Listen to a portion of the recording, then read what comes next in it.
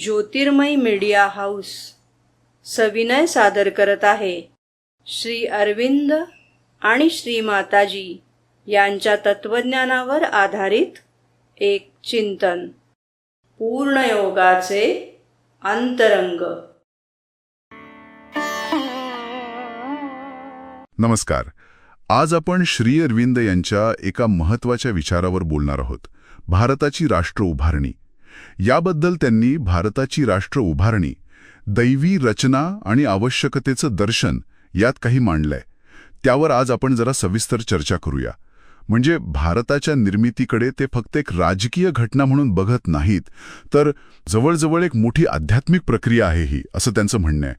श्री अरविंद म्हणतात की ही प्रक्रिया वेगाने घडते आणि यात एक विशिष्ट दैवी रचना आहे, एक शक्ती कार्यरत आहे जी जाणकारांना दिसते.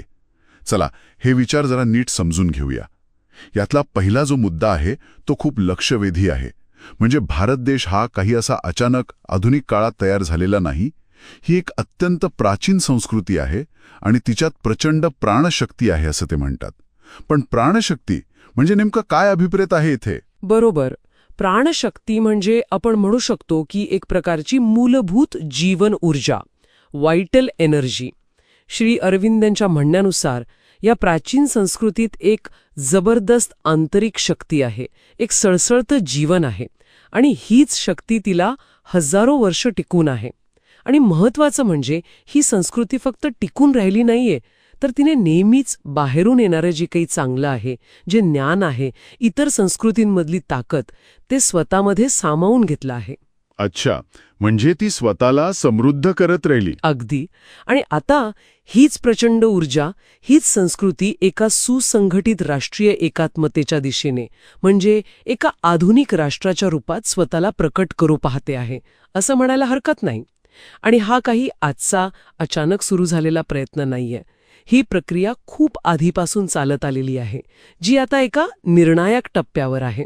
म्हणजे नवीन परिस्थितीत ती पूर्णत्वाला नेली जात आहे, असं त्यांचे विश्लेषण आहे. पण याहूनही एक जास्त धाडसी विचार ते मांडतात.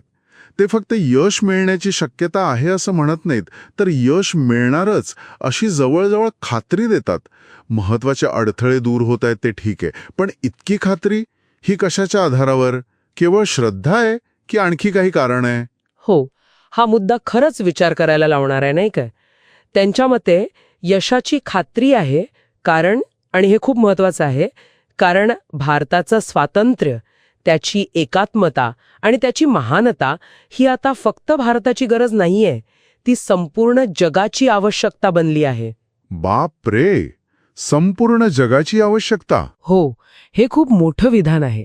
म्हणजे जगाच्या पुढच्या वाटचालीसाठी एका सशक्त भारताची गरज आहे, असा त्यांचा दावा आहे.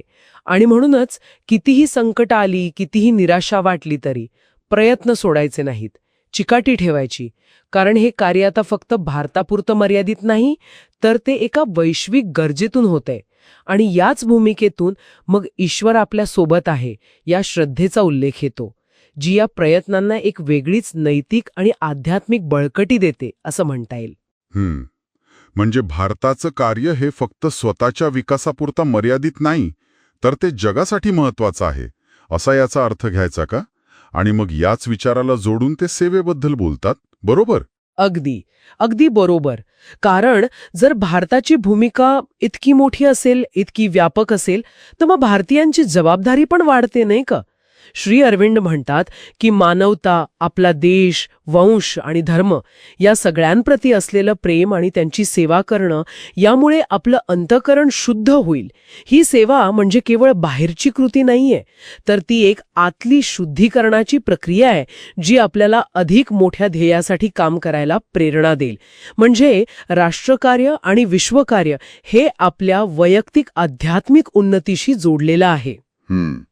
तर एकंदरीत श्री अरविंद यांच्या या विचारांमधून एक गोष्ट स्पष्ट होते की भारताच्या राष्ट्र उभारणीकडे केवळ राजकीय किंवा सामाजिक चष्म्यातून बघायचं नाहीये, तर एका व्यापक आध्यात्मिक आणि वैश्विक पटलावर याकडे पाहण्याचा हा प्रयत्न आहे. ही जणू एका प्राचीन आत्म्याची, तिची नव्याने होणारी जागृती आहे, ज्यात एक दैवी संकल्प आहे आणि त्याला मानवी प्रयत्नांची जोड मिळायला हवी. हो, अगदी. आणि यातला कळीचा मुद्दा हाच आहे की या राष्ट्र उभारणीत फक्त भारताचं हित नाहीये, तर जगाचं हित आहे. आज आपण अशा जगात राहतो जिथे सगळं काही इतकं जोडलेलं आहे, इंटरकनेक्टेड आहे. अशावेळी एखाद्या राष्ट्राचा उदय किंवा विकास ही जागतिक आवश्यकता असणं याचा नेमका अर्थ काय घ्यायचा? म्हणजे जगाला किंवा मानवतेला भारताकडून नेमकं असं कोणतं योगदान अपेक्षित असू शकतं, ज्याची पूर्तता होणं ही जगासाठी एक आवश्यकता ठरावी.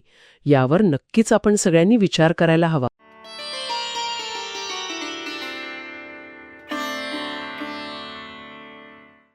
धन्यवाद. उद्या पुन्हा भेटूया आपल्या ऑरो मराठी चॅनलवर.